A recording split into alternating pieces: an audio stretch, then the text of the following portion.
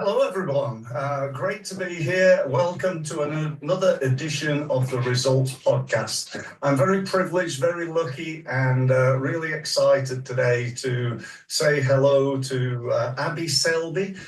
Abi and I have just worked out that we've known each other 24 years, which clearly we must have been incredibly young when we first met. I don't. Very young, very young indeed. It feels like it, honestly.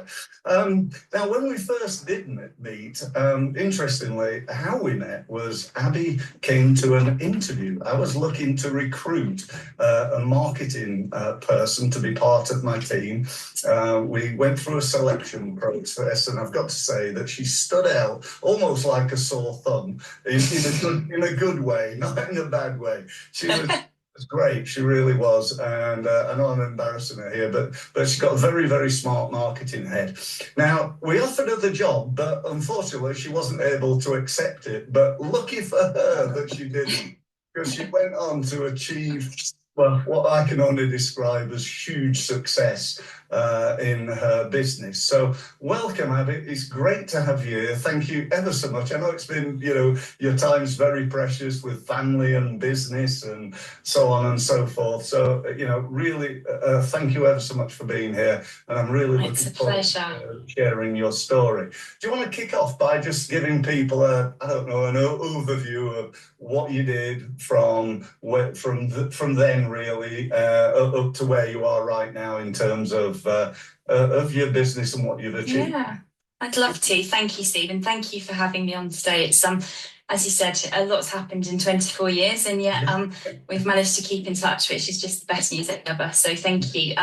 So yeah, I guess it's been quite a journey, and I guess for somebody who grew up in a very small, sleepy seaside town in Devon to where we are today, it's been one hell of a journey, and one that has taken great determination and focus, but also great belief.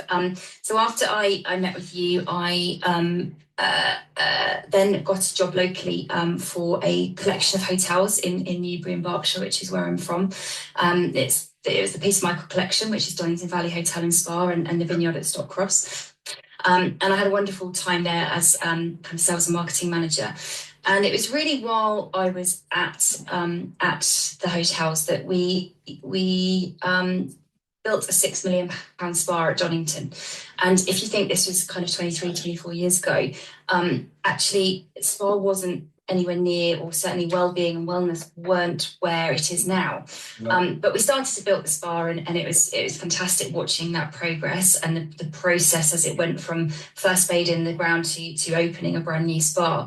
And I was managing the third-party relationships at the time with kind of existing what we class as OTAs, which are essentially kind of third-party spa partners at the time, to help promote the spas both at Donington and at the Vineyard.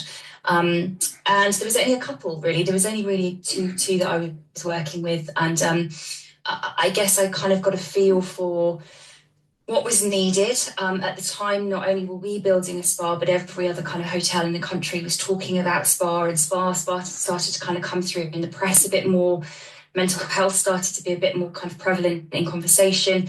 And really, I guess it was during my time there that I realised that perhaps there needed to be a different lens on how we were looking at wellness, and how I almost wanted to create a bit of a community around the fact that wellness was more than just beauty.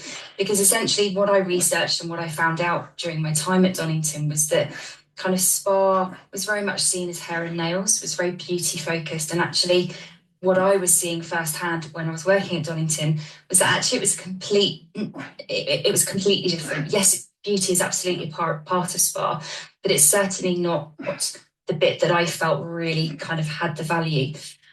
So I kind of got thinking, and while we were there, I hosted a fan trip for a golf company, and it was that evening that I met my now business partners, Ross Marshall and Andrew Harding, who had recently founded Your Golf Travel, and I kind of got talking to them about how I guess saw the vision of spa and wellbeing quite differently to how I was seeing it being presented in the marketing world, and had this vision. And anyway, we kind of had a few drinks and played a few games, and the next morning I kind of put my thoughts down on paper and followed up with them shortly after.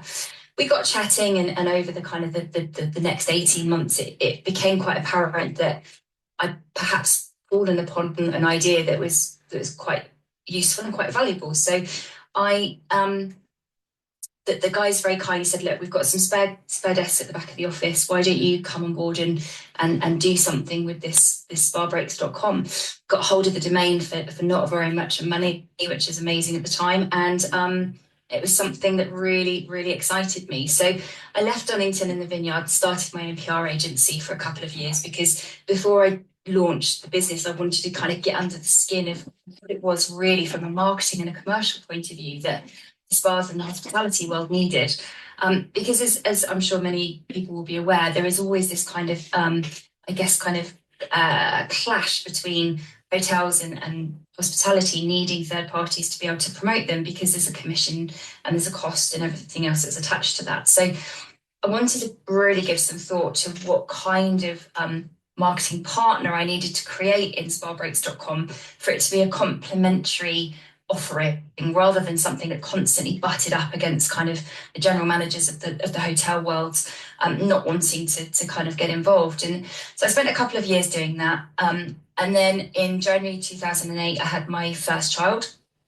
And 6 weeks later, I launched spabreaks.com because that's what everyone does, right? They have a baby and then have a baby and then launch a business. Start a business, absolutely. So no problem, easy. Crazy woman. Yes. So he was very young, and I would commute up to London 4 days a week. And I started with 2 placement students who were needing to obviously work in a business for a year out of university. And we started the site with 26 spas that I'd kind of worked within my PR agency that I was able to start with. Yeah. And I guess in the first year we turned over £250,000, and it was probably at the end of that first year that I thought, actually, you know what, there is a real massive opportunity here. People want to be able to escape. They want to be able to relax with loved ones. They want to be able to get away from the everyday. And it really was that nucleus of community and all coming together for kind of like a common goal that really started the business. And that was 15 years ago this March. Yeah. So yeah, it's gone quickly. The business now is obviously much, much bigger and incredibly successful, yeah? Yeah, so luckily I have an incredible team, and I think really the team has been at the heart of everything we've done for the last 15 years. We're now a team of 70. We will turn over in excess of 30 million this year. And last year we sent over 250,000 passengers and customers to spas, for over 500 spas in the UK and Ireland. So it's, we had 11 million unique users come to the website, and I guess it is a phenomenal business in that it changes people's lives. And I think in its most superficial, yes, we're a booking agent, and yes, this machine kind of works really nicely. The team know what they're doing. I'll talk about a bit later about the transition between offline and online bookings and consumer behavior, but ultimately we send people to spas every day. There's over 8,000 people every week that go. But the beauty is that actually where I guess I've been able to carve a real kind of niche area in the market is really, I realised very, very early on that there are a lot of marginalised groups of people that were not welcome in spas 15, 20 years ago. People with cancer, people with disabilities, deaf, the blind, etc.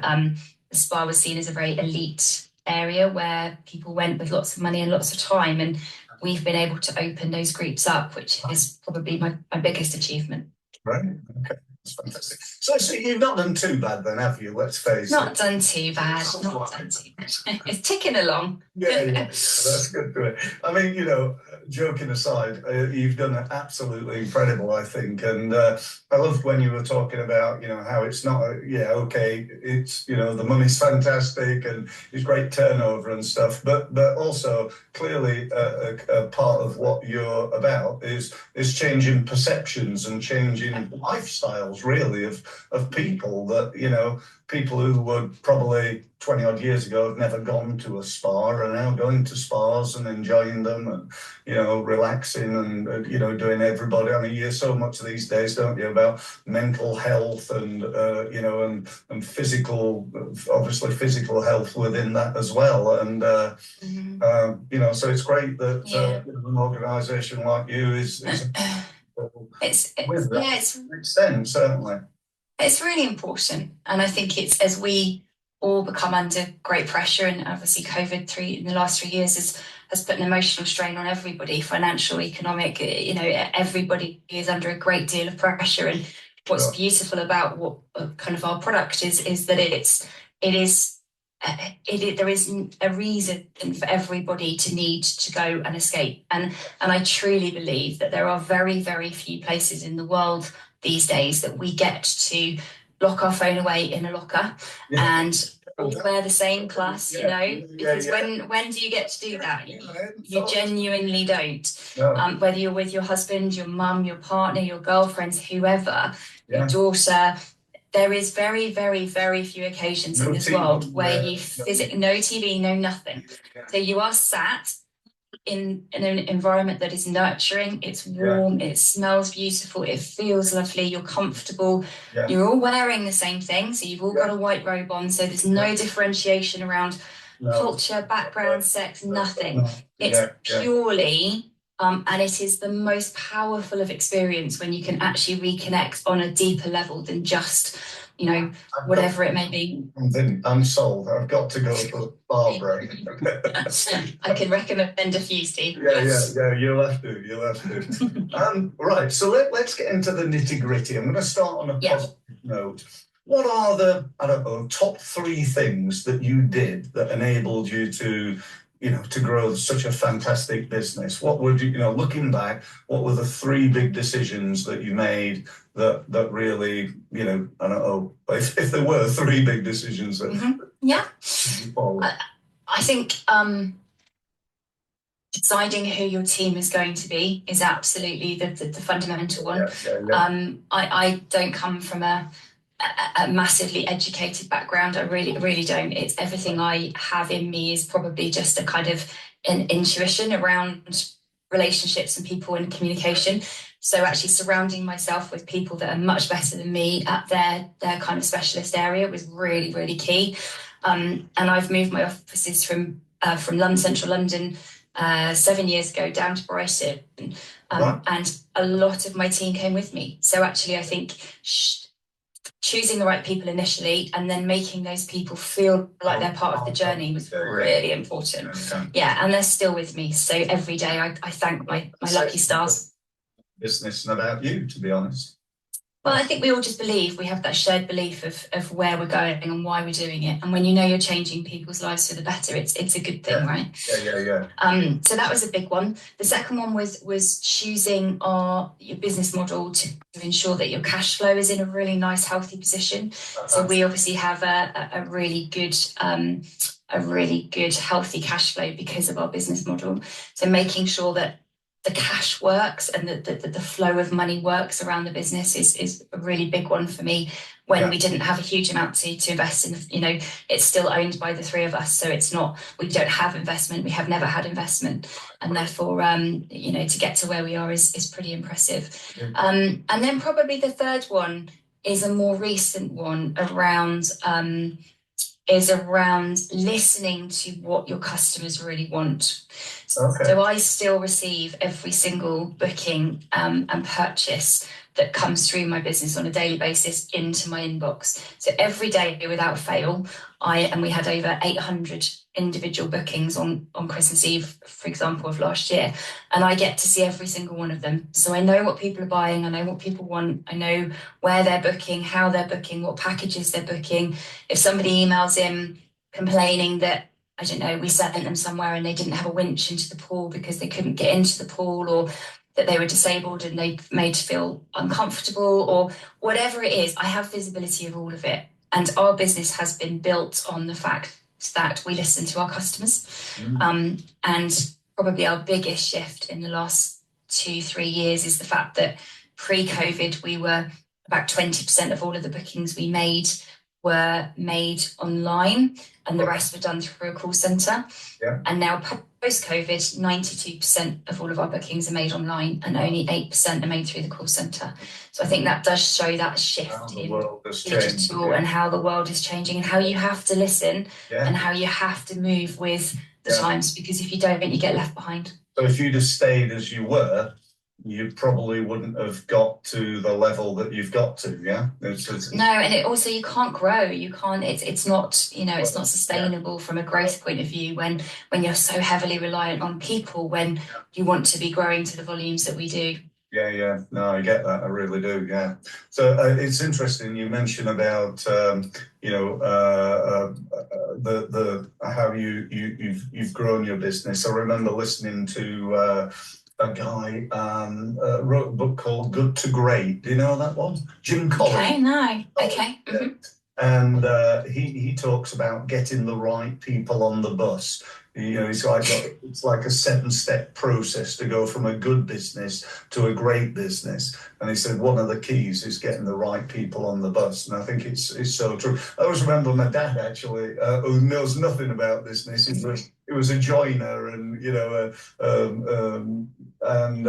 he said to me that when you're in business, I was thinking of starting, and it's 27. I've been 27 years now, and he said to me, you're only as good as the people who work for you. And I think that's true. So true. So true. And I've got to say, I like you. I've been very lucky. I've had people. A lot of the people who've worked for me have worked for me for many, many years, and that's always really nice. It's the biggest compliment, isn't it? Yeah, I think it is. Yeah. So on the flip side, then, no doubt, downs. So what are for people listening more? I think what are the mistakes that you think you've made? The challenges you've overcome. 2 or 3 of those would be really interesting to know. Not so easy. I guess I don't feel like I've made any mistakes, actually. I think I'm brave enough to say that I don't regret anything, and I don't think I've made any mistakes. There are definitely things I would have done differently, but I also believe that the more human and the more relatable you can be in business, the better, because actually we're all human and we all make mistakes. And if COVID taught me nothing, it was that, if COVID taught me anything, it was that actually you can never take for granted anything. So on March the 20th, 2020, 2020, I had a business that was heading for a record year. We had been going for 12 years, and I can honestly say to you that I don't think I ever truly appreciated just how brilliant the business was. So it ran like a well-oiled machine. Everyone was happy. Spas were happy with us. Everything was we were growing year on year. Everything was brilliant. Yeah. March the 23rd, 2020, I sat at my desk at 8:00 that night, and my entire world pretty much fell apart, because as a spa business, a hospitality business, as you can imagine, everything shut. And it was horrific. And anybody in travel and anyone in the hospitality world will tell you just how horrible that night was. And I remember having 12 of my kind of senior managers on a call at 8:00 at night, and we literally had to pivot. In 24 hours, we became a complete customer service team.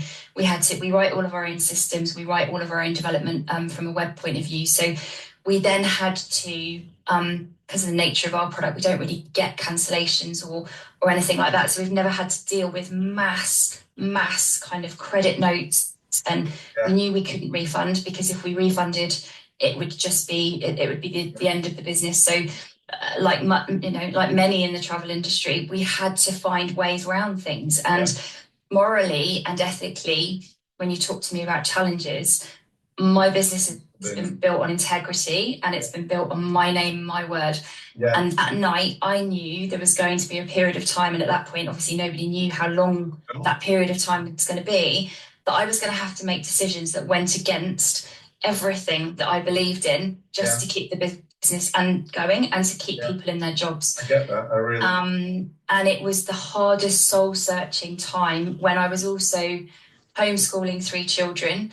I lost my father to Alzheimer's during COVID and wasn't able to grieve him or go and see him or say goodbye. And so trying to run a business, trying to keep 60, or it was 90 people at the time, 90 people's jobs going, understanding furlough and getting your head around all of that, while trying to navigate through this period of time where we had no idea when spas were going to come back, because naturally they're a very personal, very intimate kind of environment, and therefore they were the last to open. So we had to be really nimble. And again, my marketing team, my customer service team, the sales guys, everybody turned their hand to what we needed to do. And luckily for us, we created new products. We had our gift vouchers that we could continue to sell the dream of when COVID was over. But even then, we had kind of Scotland, England, Wales, Northern Ireland, Republic of Ireland, all opening different things at different times and closing things. And oh my God, it was just I've got to say, I mean, we've been. I like to think friends. I'm sure you do as well. But we've had a relationship where we speak to. The great thing I think about our friendship, like we might not speak to each other for a couple of years, then we speak, and it's like we saw each other yesterday, which is always nice when you've got people like that in your life. I've got quite a few friends like that. We don't speak from one month to the next. I might not see them for 6 months, and then go and see them, and all of a sudden it's kicked off again. You get that link straight away, which is always nice. But the reason I mentioned that is that there are, it's really interesting to hear your story, because the bits where I don't know about, I do, and that must have been such a challenge. I remember in my business on that particular day, the same day that you sat there, I lost about 45% of my business. I was just one phone call after another. We'd like to cancel, sorry, because most of my work is ongoing. People outsource their marketing to us, as you know, and we do that. And I thought, this is going to be the end of it. And in May of that year, I was hitting 25 years in business. Of a century in business, and I'm thinking it's March now. By May I might not be in business, but and didn't lose another client. It was bizarre. Amazing. Well done. Well done. Yeah, so, and kept going, and managed to survive it. So yeah. And that's it, isn't it? That you realise, and you go through the motions, and you watch people, and you that the weight I felt because of the responsibility of everybody else, and having to get this business out the other side, and actually almost thinking, I can't let a pandemic that is out of my control ruin 12 years of my life. There's no way this is happening. I agree, and I thought the same. I thought, I was like, I'm not gonna. Not going to furlough. I'm going to, I'm keeping my people on, and I'm just going to put. I like doubled up on my marketing. I just went berserk on it, and I won a few new clients, which was even more amazing. One of which did fantastically well, because they developed this product that was like COVID friendly. Clever. Did the testing, the for traveling abroad, and he made a lot of money. Oh, okay, yeah, nice. Yeah. So he became a really big and good client of ours. So for anybody listening today that's at the start of their journey, perhaps, or part way into it, they're perhaps either starting up, or maybe they've got to that $250,000 and they really want to take it next way. What would your top 3 tips be for someone like that? What do you think they would need to do? So the first one is a personal thing, and that is surround yourself with cheerleaders. Just have those people that it doesn't matter how low you're feeling or how you don't think you can do something, they are going to make you feel like you can take on the world, because actually it's those people that you really need. And if you can have enough of those around you, you can get through all the dark days and the difficult bits. So it's people firstly, surround yourself by the best people. Secondly, don't be scared to ask for advice and help. I think particularly as a woman, we are not particularly good at asking for help and knowing when to say, actually, you know what, I really need a hand here, I can't do it. Whether that's juggling, being a mum and working, whether that's purely work or whether that's purely family, there are going to be times when those two things, work and family, have to take priority. You can't always do both. And therefore asking for help is massively important. It's impossible, isn't it, to be an expert in everything in business? You just can't be. You know, there aren't enough hours either in the day to be able to do everything you need to do.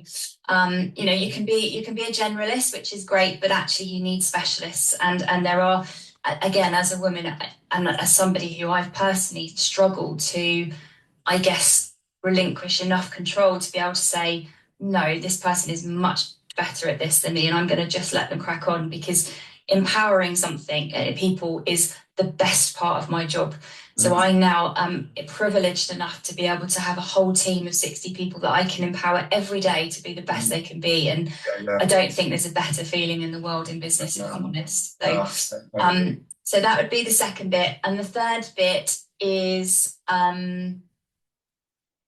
celebrate small wins, because again, if March the 23rd, 2020 taught me something, it was that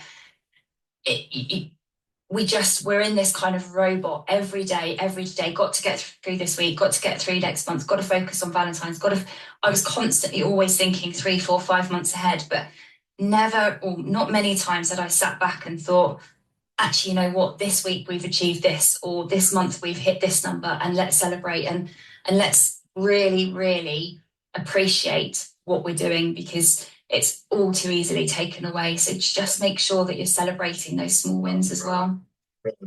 Well, you know, I'd love to carry on talking, to go on forever, but you know, sadly we ran out of time. Don't want to take too much of your time. Again, just, you know, thank you ever so much. I really appreciate it. And if people want us to book a spa, where do they go, Abi? Yeah, absolutely. So we would love to help you. It's just spabreaks.com, and you will find over 500 spas all over the UK and Ireland of different budgets. So definitely, I promise you, come find us. It's your website, and I'm going to put it start. You'll have to tell me afterwards where I should be going. So will do. Thanks for having me. It's been lovely to chat. Thank you ever so much again. Thank you everybody for listening. I hope you found it value. I'm sure you did. And as ever, it's all about, you know, working on improving your results, making sure that you take action. You know, you've listened to somebody talking about how they built their business. I'm sure there were many tips there that you could use in your business. So please take action and do so. And I look forward to speaking to you again on the Results Mastery podcast. Thank you very much for listening.